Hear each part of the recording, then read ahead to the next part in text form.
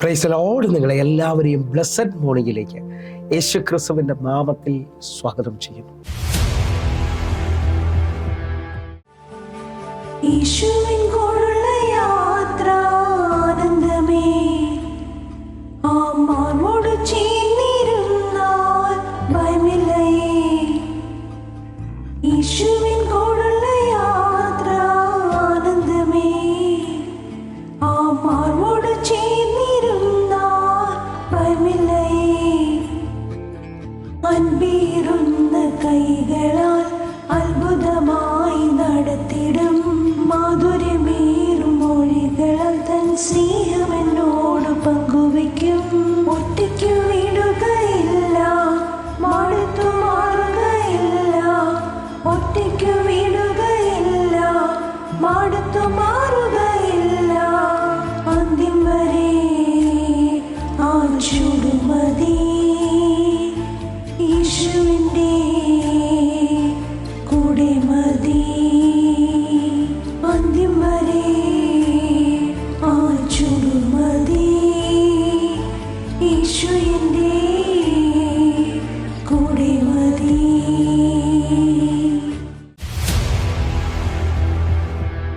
പ്രിയരെ, അനുഗ്രഹിക്കപ്പെട്ട ഒരു പ്രഭാതം കൂടെ നമ്മുടെ ജീവിതത്തിൽ അനുവദിച്ചതാണ്. വലിയവനായ ദൈവത്തെ നമുക്ക് ഒരുമിച്ച് ചേർന്ന് നന്ദി പറയാം. എത്ര പറയും, ഞാൻ നിന്നതല്ല, എൻ്റെ ദൈവം എന്നെ നിർത്തിയതാണ്. ഒന്നുകൂടെ പറഞ്ഞു കഴിഞ്ഞാൽ 2026 ഏപ്രിൽ മാസം 28-ാം തീയതി വരെയും എന്നെയും എൻ്റെ കുടുംബത്തെയും കണ്ണിലെ കൃഷ്ണമണി പോലെ സൂക്ഷിക്കുകയും വിടുവിക്കുകയും ചെയ്ത വലിയവനായ ദൈവത്തിന് നന്ദി പറഞ്ഞുകൊണ്ട് ഈ പ്രഭാത ചിന്തയിലേക്ക് നമുക്ക് ഒരുമിച്ച് അടുത്തു വരാം. നമ്മുടെ വിലാപത്തെ നൃത്തമാക്കുന്ന ദൈവം. പ്രിയരെ, പ്രാരംഭവാക്യത്തിലേക്ക് സങ്കീർത്തനം 30-ാം അധ്യായം അതിൻ്റെ 11-ാമത്തെ വാക്യം.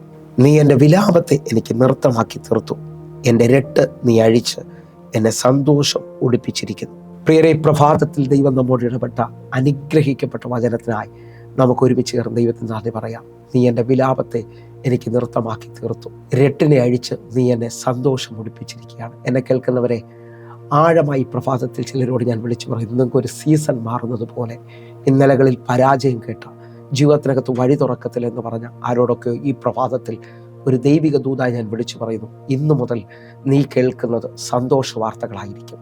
നിനക്ക് നൃത്തം ചെയ്യാൻ കഴിയുന്ന രീതിയിൽ കർത്താവ് നിനക്കൊരു സീസൺ തുറക്കുകയാണ്. സങ്കീർത്തനക്കാരൻ പറയുന്നു, കണ്ണുനീരോടെ വിതച്ചവൻ ആർപ്പോടെ കൊയ്യുന്നൊരു സീസൺ ഇതാ, ആ സീസൺ ഇതാ തുറക്കുകയാണ്.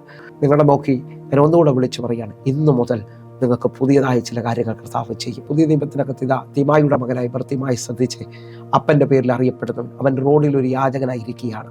അവൻ ഇതാ ഒരു ആരവം കേൾക്കുകയാണ്. ആ ആരവം കേട്ട് അവൻ ചോദിക്കുന്നു, ഇതെന്താണ്? ഉടനെ അവിടെ നിന്നവർ വിളിച്ചു പറയുന്നു, നസറേന യേശു ഇതുവഴി കടന്നു വരികയാണ്. അവൻ ഉച്ചത്തിൽ നിലവിളിക്കാൻ തുടങ്ങി, ദാവീദ് പുത്ര എന്നോട് കരുണ തോന്നണമേ. ആ നിലവിളിയിൽ ആ ദേശവും നിന്നവരും അവന് വിരോധമായി. കാരണം എന്തെന്ന് ചോദിച്ചാൽ, ജന്മന അവൻ കുരുടനാണ്, അപ്പൻ്റെ പേരിലാണ് അവൻ അറിയപ്പെടുന്നത്. അവൻ ശാപം ചുമക്കുന്നവനെന്നുള്ളത് ആ പട്ടണവും ആ ദേശവും മതവും വിളിച്ചു പറയുന്നു. എന്നാൽ ഞാൻ ആത്മാവിൽ വിളിച്ചു പറയും, അവൻ്റെ നിലവിളി അവൻ നിർത്താൻ തയ്യാറല്ല. അവൻ അറിയാം, ദാവീദിൻ്റെ പുത്രൻ കുരുട്ട് കണ്ണുകളെ തുറക്കുന്നവനാണ്. അവൻ വിശ്വസിച്ചുകൊണ്ട് വീണ്ടും ഉച്ചത്തിൽ നിലവിളിച്ചപ്പോൾ യേശു അവിടെ നിൽക്കുകയാണ്. ഇന്ന് ഈ പ്രഭാതത്തിൽ നിനക്ക് വേണ്ടി കർത്താവ് നിൽക്കുകയാണ്. ഒന്നുകൂടെ എൻ്റെ ഭാഷയിൽ പറഞ്ഞാൽ, എൻ്റെ കർത്താവ് നിന്നെ കരം പിടിച്ചെഴുന്നേൽപ്പിക്കാൻ പോവുകയാണ്. ഇതാ കർത്താവ് അവൻ്റെ ആവശ്യത്തെ സാധിപ്പിക്കുകയാണ്. ഞാൻ വിളിച്ചു പറയുന്നു, നീണ്ട നാളുകൾ ആഗ്രഹിച്ചത് അവനെ ദൈവം സാധിപ്പിക്കുകയാണ്. എൻ്റെ ഭാഷയിൽ പറഞ്ഞാൽ, അവൻ്റെ വിലാപം നൃത്തമാകുകയാണ്. അവൻ്റെ അവസ്ഥയ്ക്ക് ദൈവം മാറ്റം വരുത്തുകയാണ്. നിങ്ങളൊന്നുകൂടെ ഒന്ന് ശ്രദ്ധിച്ച് സഭാപ്രസംഗിയുടെ പുസ്തകം 3-ാം അധ്യായം അതിൻ്റെ 4-ാമത്തെ വാക്യം. ചിരിക്കുവാൻ ഒരു കാലം, വിലപിക്കുവാൻ ഒരു കാലം, നൃത്തം ചെയ്യുവാൻ ഒരു കാലം. ഈ വാക്യത്തിൻ്റെ അടിസ്ഥാനത്തിൽ ഈ പ്രഭാതം മുതൽ ചിലവരുടെ വിലാപം നൃത്തമാകാൻ പോവുകയാണ്. വിശ്വസിക്കാൻ പറ്റുമെങ്കിൽ നിനക്കൊരു പുതിയ സീസൺ എൻ്റെ ദൈവം തുറന്നു തരികയാണ്. അങ്ങനെ ഒന്ന് ശ്രദ്ധിച്ചു നോക്കിയേ. ഇതാ പഴയ നിയമത്തിൽ 430 വർഷം ഇസ്രായേൽ മക്കൾ നിലവിളിക്കുകയാണ്. പുറപ്പാട് പുസ്തകം 3-ാം അധ്യായം അതിൻ്റെ 7-ാമത്തെ വാക്യത്തിൽ മോശയോട് ദൈവം പറയാണ്, എൻ്റെ ജനത്തിൻ്റെ കഷ്ടത ഞാൻ കണ്ടു. ഊഴിയ വിചാരകന്മാർ നിമിത്തമുള്ള അവരെ നിലവിളി ഞാൻ കേട്ടിരിക്കുകയാണ്. അവരെ അവസ്ഥ ഞാൻ അറിഞ്ഞിരിക്കുന്നു. എന്നെ കേൾക്കുന്നവരെ, നിങ്ങളുടെ കഷ്ടത കാണുന്ന, നിങ്ങളുടെ നിലവിളി കേൾക്കുന്ന, നിങ്ങളുടെ അവസ്ഥ അറിയുന്നവൻ ഇതാ നിങ്ങൾക്ക് വേണ്ടി ഇറങ്ങി വരികയാണ്. കർത്താവ് അവർക്ക് വേണ്ടി ഇറങ്ങി വരുന്നു എന്ന് പറയുമ്പോൾ അവരുടെ വാഗ്ദത്ത ദേശത്തിലേക്ക് പാലും തേനും ഒഴുകുന്ന ദേശത്തേക്ക് അവരെ കൊണ്ടുപോവുകയാണ്. നിങ്ങൾ വിശ്വസിക്കാൻ പറ്റുമെങ്കിൽ ഇതാ ഇസ്രായേൽ മക്കളുടെ ജീവിതത്തിൽ അവർ സ്വപ്നം കാണുന്നത് പോലെ ആയിത്തീരുകയാണ്. അവർ ചെങ്കടലിന് മുമ്പിൽ അവർക്ക് വേണ്ടി ചെങ്കടൽ തുറന്നു കൊടുക്കുകയാണ്. ആ ഭാഗത്തിനകത്ത് ചെങ്കടൽ തുറന്നു കൊടുക്കുക മാത്രമല്ല, അവരുടെ ജീവിതത്തിനകത്ത് ആ ചെങ്കടൽ കയറി അവർ അക്കരെ എത്തുമ്പോൾ അന്നു മുതൽ അവർ ശത്രുവിന് അടിമകളല്ല, അവർ സ്വതന്ത്രരാണ്, അവർ അവകാശികളാണ്. കാരണം എന്തെന്നറിയാമോ? ആ കടലിൽ ശത്രു അവസാനിക്കുകയാണ്. നിങ്ങൾ വിശ്വസിക്കാൻ പറ്റുമെങ്കിൽ ഈ പ്രഭാതം മുതൽ ചില വിരോധങ്ങൾ നിങ്ങളുടെ മുമ്പിൽ അവസാനിക്കുകയാണ്. നമുക്ക് ഒരുമിച്ച് ആ ഭാഗം ഒന്ന് വായിക്കാം. പുറപ്പാട് പുസ്തകം 15-ാം അധ്യായം അതിൻ്റെ 20-21 വാക്യങ്ങൾ. അഹരോന്റെ സഹോദരി മിരിയാം എന്ന പ്രവാചകി കയ്യിൽ തപ്പെടുത്ത് സ്ത്രീകൾ എല്ലാവരും തപ്പുകളോടും നൃത്തങ്ങളോടും കൂടെ അവളുടെ പിന്നാലെ ചെന്നു. 21-ാമത്തെ വാക്യം. മിരിയാം അവരോട് പ്രതികാരമായി ചൊല്ലിയത്, യഹോവയ്ക്ക് പാട്ടുപാടുവിൻ, അവൻ മഹോന്നതൻ, കുതിരയെയും അതിന്മേൽ ഇരുന്നവനെയും അവൻ കടലിൽ തള്ളിയിട്ടിരിക്കുന്നു. നിങ്ങൾ ശ്രദ്ധിച്ച ഈ വചനത്തിന്റെ ആഴമെന്ന് പറയുന്നത്, അഹരോന്റെ സഹോദരി പ്രവാചകൻ മിരിയാം നല്ല പ്രായമുള്ളൊരു അമ്മച്ചിയാണ്. ആ അമ്മച്ചി നീണ്ട നാളുകൾ ഇസ്രായേൽ മക്കളുടെ വേദന കണ്ടതാണ്. തങ്ങളുടെ തലമുറകളെ ഫറവോൻ നൈൽ നദിയിൽ മുക്കിക്കൊല്ലുന്നത് കണ്ടതാണ്. ഇതാ അവൾ എന്തുകൊണ്ട് ദൈവത്തെ പാട്ടുപാടി നൃത്തം ചെയ്ത് ആരാധിക്കുന്നു ചോദിച്ചാൽ അവൾ വിളിച്ചു പറയും, ഞങ്ങളുടെ തലമുറകളെ നൈൽ നദി മുക്കിയവനെ എൻ്റെ കർത്താവ് ഇതാ ചെങ്കടലിൽ മുക്കിക്കൊന്നിരിക്കുകയാണ്.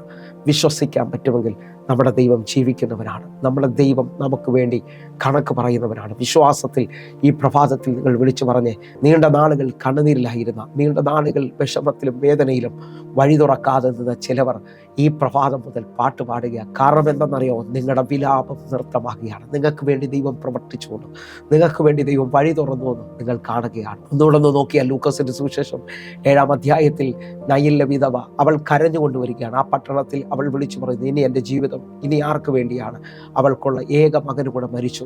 ഇനി ഒരു മറുപടിയില്ലാതെ ലോകത്തിന് പോലും അവളെ സഹായിക്കാൻ കഴിയാത്ത രീതിയിൽ അവളുടെ കൂടെ നിൽക്കുന്നവർ ആ ശവമഞ്ചവും ചുമന്നു വരുമ്പോൾ അവൾ ഉച്ചത്തിൽ നിലവിളിക്കുന്നുണ്ട്. ആ നിലവിളിക്കുന്നവളെ കണ്ട് കർത്താവ് മനസ്സലിയാണ്. ഈ പ്രഭാതത്തിൽ ദൈവം ചിലവരെ കണ്ട് മനസ്സലിയാണ്. അപ്പനും അമ്മയില്ലാത്ത എസ്തേറിന്റെ മേലിൽ രാജാവ് കിരീടം വെച്ച് അവളെ വസ്തിക്ക് പകരം രാജ്ഞിയാക്കുന്നത് പോലെ നിങ്ങളുടെ സ്ഥിതി മാറുന്ന രീതിയിൽ, നിങ്ങളുടെ ജീവിതത്തിനകത്ത് അത്ഭുതം സംഭവിക്കുന്ന രീതിയിൽ ഒരു അസാധാരണ അത്ഭുതം ഈ പ്രഭാതത്തിൽ ദൈവം ചെയ്യാണ്. ഞാൻ ആത്മാവിൽ വിളിച്ചു പറയാം, ഇതാ നയലിലെ വിധവ അവൾ കരഞ്ഞുകൊണ്ട് നിൽക്കുമ്പോൾ മനസ്സലിഞ്ഞവൻ പറയാണ്, നീ ഇനി കരയണ്ട. എൻ്റെ യേശു ചിലവരെ നോക്കി ഇന്ന് കരയണ്ട എന്ന് പറഞ്ഞാൽ അവർ ഇന്ന് മുതൽ നൃത്തം ചെയ്യാൻ പോവുകയാണ്. അവരുടെ സ്ഥിതിക്ക് മാറ്റം വരാൻ പോവുകയാണ്. നിങ്ങൾ കുടുംബമടക്കം ഇതാ ദൈവത്തെ ആരാധിക്കാൻ പോകുന്നു. നിങ്ങളുടെ കുടുംബമടക്കം ദൈവം ഒരു അത്ഭുതം നിങ്ങൾക്ക് വേണ്ടി ചെയ്യാൻ പോകുക. ആ പട്ടണത്തിൽ നിന്റെ തല ഉയരുന്ന ഞാൻ കാണുകയാണ്. ഇതാ നയലിലെ വിധവയുടെ കണ്ണുനീരിനെ തുടച്ചുകൊണ്ട് അവൻ ശാപമഞ്ചത്തിൽ തൊട്ടു. ചുമന്നവർ നിന്നെന്ന് എഴുതിയിരിക്കുന്നത്. ആ മരിച്ചവൻ എഴുന്നേറ്റ് സംസാരിക്കാൻ തുടങ്ങി. അവനെ അമ്മയ്ക്ക് ഏൽപ്പിച്ചു കൊടുത്തെന്ന് അവിടെ എഴുതിയിരിക്കുന്നത്. നിങ്ങൾ വിശ്വസിക്കാൻ പറ്റുമെങ്കിൽ നഷ്ടപ്പെട്ടത് നിങ്ങളുടെ ജീവിതത്തിനകത്തേക്ക് ദൈവം മടക്കി തരുന്ന ഒരു സീസൺ എൻ്റെ ദൈവം തുറക്കുകയാണ്. ജീവിതത്തിനകത്ത് എല്ലാം നഷ്ടപ്പെട്ടെന്ന് പറയുന്ന പ്രഭാതത്തിൽ ആരെങ്കിലും ഉണ്ടോ? അതെല്ലാം ദൈവം മടക്കി തരാൻ ശക്തനാണ്. തുള്ളനും വെട്ടുക്കിളിയും പച്ചപ്പുഴുവും തിന്റെ സംവത്സരങ്ങളെ അവൻ മടക്കി തരാൻ പോകുന്നു. എൻ്റെ ജനം ഒരു നാളും ലജിച്ചു പോകത്തില്ല. വചനത്തിന്റെ ശക്തിയാൽ ചിലവരെ വിലാപം നൃത്തമായി തീരുകയാണ്. ഒന്നുകൂടെ പറഞ്ഞു കഴിഞ്ഞാൽ അപ്പോസ്തല പ്രവൃത്തി 3-ാം അധ്യായത്തിൽ അമ്മയുടെ ഉദരം മുതൽ മുടന്തലായ ഒരു മനുഷ്യനെ കാണാം. ദിനം പ്രതി ആലയത്തിന്റെ ഫ്രണ്ടിൽ, സുന്ദരം എന്ന ആലയത്തിന്റെ ഫ്രണ്ടിൽ അവൻ യാചകനായിട്ടിരിക്കുകയാണ്. ആരൊക്കെയോ ചുമന്നുകൊണ്ടുവന്ന് അവിടെ അവനെ ഇരുത്തും. അവൻ എന്നും യാചകന്റെ രൂപത്തിലായിരിക്കുന്നു. 40 വയസ്സിന് മുകളിലുണ്ട്. അവന്റെ ജീവിതത്തിനകത്ത് ഒരു മാറ്റമില്ലെന്ന് ലോകം വിളിച്ചു പറഞ്ഞുകൊണ്ടിരിക്കുമ്പോൾ പത്രോസും യോഹന്നാനും ആലയത്തിലേക്ക് കടക്കാൻ ചെല്ലുകയാണ്. പത്രോസ് അവനെ ഉറ്റുനോക്കി. എന്നിട്ട് അവനോട് പറഞ്ഞു, വെള്ളിയും പൊന്നും ഞങ്ങൾക്കില്ല തരാൻ, ഞങ്ങൾക്കുള്ളത് നിനക്ക് തരുന്നു. നസ്രയനെ യേശുവിന്റെ നാമത്തിൽ എഴുന്നേൽക്കുക എന്ന് പറഞ്ഞ് അവന്റെ വലം കരം പിടിച്ച് അവനെ എഴുന്നേൽപ്പിക്കുകയാണ്. അടുത്ത വാക്യം ഇങ്ങനെ എഴുതിയിരിക്കുന്നത് നമുക്ക് ഒരുമിച്ച് ചേർന്നുകൊണ്ട് അപ്പോസ്തല പ്രവൃത്തി 3-ാം അധ്യായം അതിന്റെ 7-ാമത്തെ വാക്യം. അവനെ വലം കൈക്ക് പിടിച്ച് എഴുന്നേൽപ്പിച്ചു. ക്ഷണത്തിൽ അവന്റെ കാല് നരിയാണി മുറച്ചു. അവൻ കുതിച്ചെഴുന്നേറ്റ് നടന്നു. 8-ാമത്തെ വാക്യം.